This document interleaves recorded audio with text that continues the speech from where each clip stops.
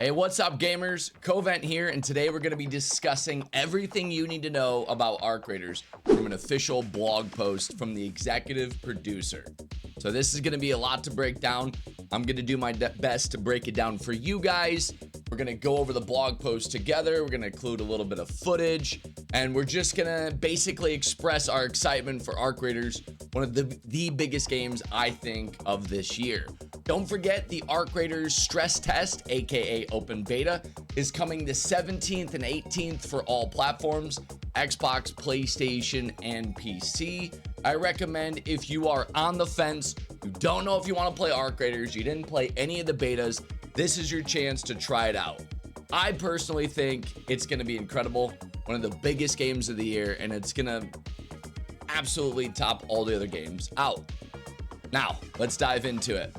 Arc Raiders is a multiplayer extraction adventure. What does that mean?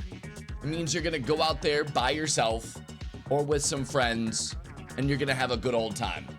You're gonna collect some loot, you're gonna make some memories, you're gonna use proxy chat to troll, and you're gonna have a lot of fun. Arc Raiders is set in a lethal future Earth ravaged by a mysterious mechanized threat known as ARC.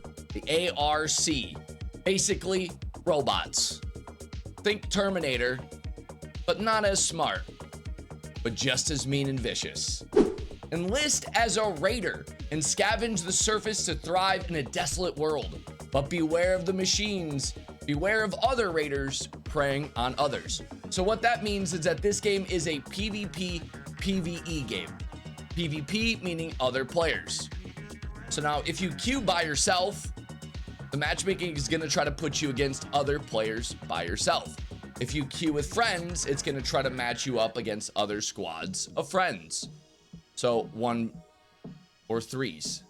So keep in mind when you're queuing and be aware of other players. In addition to that, there are machines everywhere, and we're gonna dive into that. You're gonna build a name for yourself in a location called Speranza. Speranza is down below the surface of the earth. You're gonna be doing quests, you're gonna be improving your gear, and you're gonna be collecting lots of cool treasures from the world above. Come back with your pack full or pass out on the surface and return empty-handed. What that means, if you die up top, you lose everything. So you wanna make sure you try to evac. Each trip above will weigh risk with reward, and every decision you make comes with consequence. Here we go, let's get into the details. So like I just said, topside. Topside is the place where you spend most of your time in Arc Raiders looking for valuable loot. This could be gameplay items you can use to your advantage, or items you bring back to craft lots of things with. You know, you're gonna be crafting shields, you're gonna be crafting armor, you're gonna be crafting upgrades for your weapon, you're gonna be crafting different weapons. So a lot of cool things you're gonna have to be collecting valuable loot for. The first thing you have to be aware of is that you're not alone. Like I previously said, there will be ARC machines looking for you because it's humans against the machines. The ARC come in many different shapes and sizes, but be aware they're all a threat to you as a raider. Some of them are easy to take out. Some take just a few bullets. Some take an effort by many teams to take down, and we're gonna get down to that in a second. You will face the small 8-legged spider-looking guys called ticks. Very easy to take out. But keep in mind, guys, when you're playing a game like this, everything you do makes noise. Everything. So if you see that little tick running around, that little spider, you gotta think to yourself, is it gonna be worth to shoot and destroy? Because that's gonna make noise. Or is it gonna be better to sneak and go around? Because if you make noise, you're gonna alert other players, or you're gonna alert other robots, arcs. So you have to choose and make the correct decisions, because a wrong decision can cost you your loot. Now, the ticks are small and stealthy creatures that live inside structures, and they tend to cling to roofs and walls, and they will jump on you and attack anybody that's not paying attention. The snitch. Now, we're not talking Harry Potter here. The snitch can be seen in the air, looking for any suspicious activity. And if they spot a raider out in the open, they're gonna call for reinforcements. So, like I said, take them out quick or try to dodge them. Because if you take them out, it's gonna be loud. And you're gonna alert other players or other machines. But if they catch you, they will be loud themselves and they will alert reinforcements. And that's gonna be a mess real quick. There's also other machines called the Leaper. And the Leaper patrols outside, and they are very scary. They are very scary. So you see an image right here? That's a Leaper. It's terrifying. It's massive. And if you don't pay attention, it will literally launch itself across the map, and it will kill you and you will lose everything. In addition to the Leaper, we have the Bombardiers, who, with the help of the spotter drones, will seek raiders out and target designate them for lethal mortar strikes. And there are other arc machines out there you have to worry for. You got to worry about the fireballs, the bastions, wasps, hornets, rocketeers, all different variations of rolling spiders or flying machines that you have to keep your eyes out for. And the cool thing about this game that I really enjoyed when I was playing the open beta is that these things have weaknesses. Certain weapons take them out easier. Certain grenades do more damage to them. And in addition to that, when you kill them, you can pick up their parts. And you either use their parts as a weapon, or you take their parts back and use them for a quest. Very cool, very cool. Now, keep in mind, that's not all. There's a massive machine on some of the maps called the Queen. And the Queen is massive. I'm telling you, massive.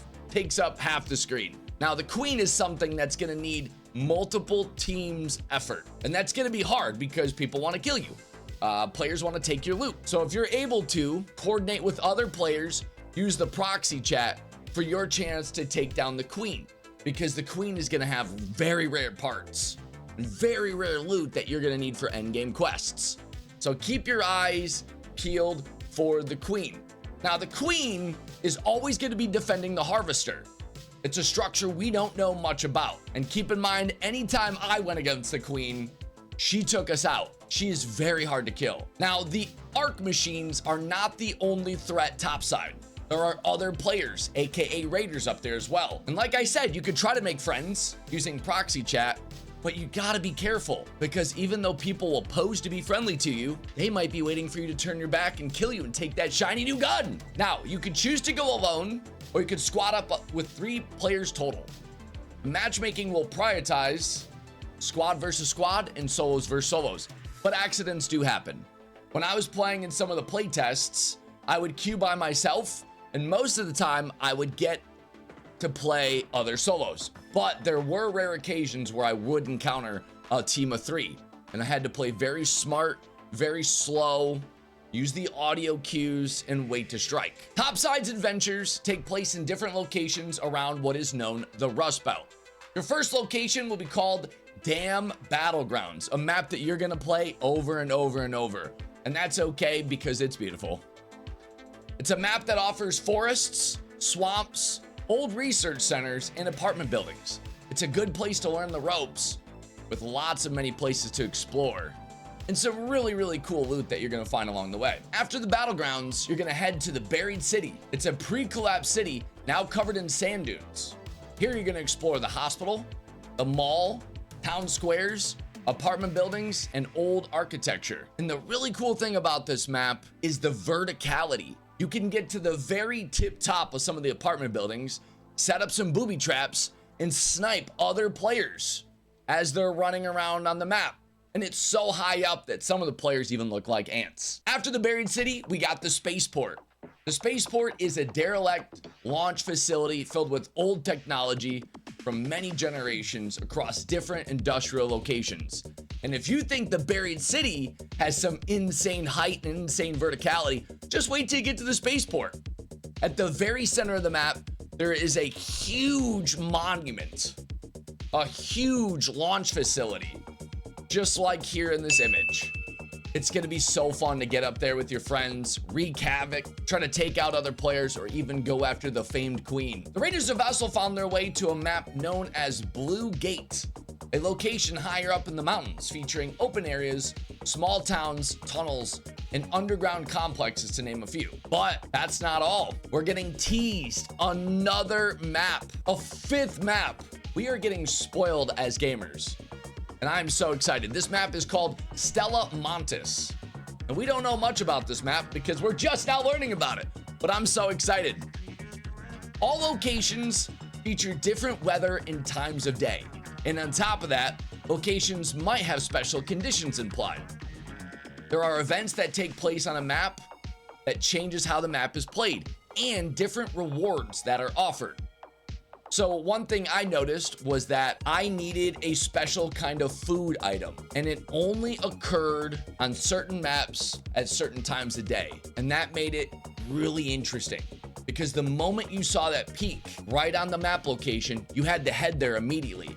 But keep in mind, other players need to do these quests too, so you gotta be careful. Arc Raiders also has night maps. So it takes the standard map, puts it on its head, and makes it night mode. And that adds like a special, creepy sort of ambiance, because now visibility is down. And now using your flashlight can expose you. So you have to play much slower, much smarter, and use your ears. Loot is better at night, and the threat of Arc is higher at night, because they're machines. They can see you in the dark. Other conditions are harvest season, and the harvest season is where you're gonna get more food and more fruit to give to your rooster, something we'll cover in a minute. There's also electromagnetic storms and more hidden bunkers. Rust Belt is a place of constant change, so you guys are gonna get excited. Now here we go. This is your home, down beneath the Earth's surface where we survive. Kind of like the Matrix, if you ask me. You know, in the Matrix, the machines have taken over the surface, and we humans have retreated down into the Earth's core. Kind of like our home, Speranza, our home away from home. Due to the Arc threat on the surface, humans have created a new living and relatively safe below the surface. It's here that Raiders come home after visits topside. Here you can perform various different actions and build your own personal home below. So this is where you're gonna meet your vendors. This is where you're gonna build up your home base. This is where you're gonna turn in your quests. And this is the only place you're truly gonna feel safe. Performing various actions topside will grant your Raider experience points. And when you reach certain thresholds, your Raider level increases. Now you're wondering, what does this do for me? Well, for each level, the Raiders also awarded skill points. And this is how you can make your character slightly different from the next player. And this is how it's gonna affect how you build your character out. You're gonna spend these skill points and you're gonna learn new skills and abilities. And there's tons of choices here. So you're gonna be able to configure your character your way. And that's what makes these games truly special. You can have a Raider that's faster. You can have a Raider that's stealthier. You can have a Loot Goblin character like me. They call me Loot and Larry. And that's something you get to decide for yourself. And that just makes it add more playability. Topside, there are also feats to complete, challenges to complete, objectives to complete. Some of the objectives are basic, simple, tedious. Destroy 5 wasps. Destroy 5 ticks. Kill a machine, grab its legs, turn it in. Nothing crazy, simple, very simple. But when you complete that, you get Raider cred. And this cred can be spent to unlock rewards in what's called a Raider deck. And essentially,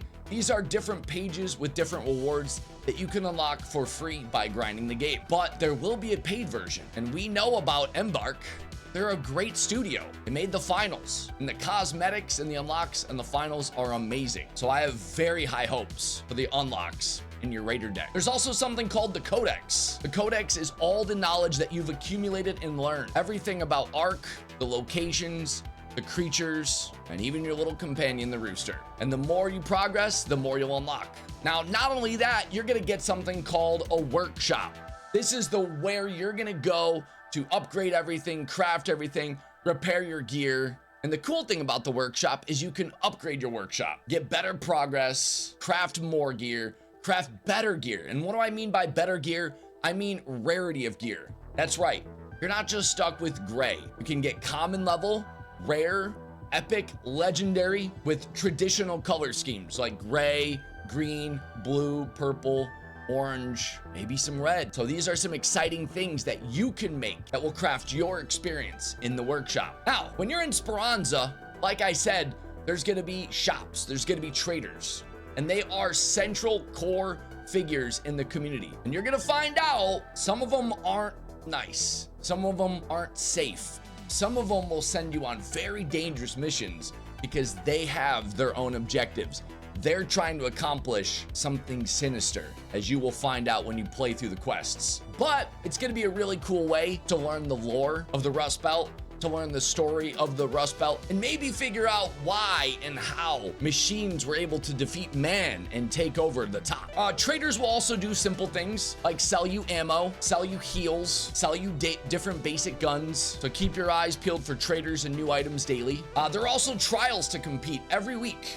These are harder challenges that come in multiple different difficulty levels. And if you perform them well, you will get ranked on the leaderboards. Leaderboards! A reason to grind. Love leaderboards. Please, cheaters, if you see this video, do not hack the leaderboards. Let us, the humble gamers, dominate leaderboards the old-fashioned way. Every week, new masteries and rewards will be available. So if you take the leaderboard seriously, you can walk around with some shiny new loot. You're also gonna do larger projects in Speranza, so get ready for those. Now, preparations. Is it time to finally go topside? Are you ready to customize and make a raider that you wanna be? Well, you're in luck. You can customize your raider with different faces, face styles, hairstyles, body type, cosmetics. So make your raider stand out. Now, I'm not gonna lie to you, a majority of the time, you're gonna have some kind of mask or helmet on your character's head. So I wouldn't get too stressed or put too much weight on customizing your guy's head, because you're gonna wear a helmet, because the helmets are sick. But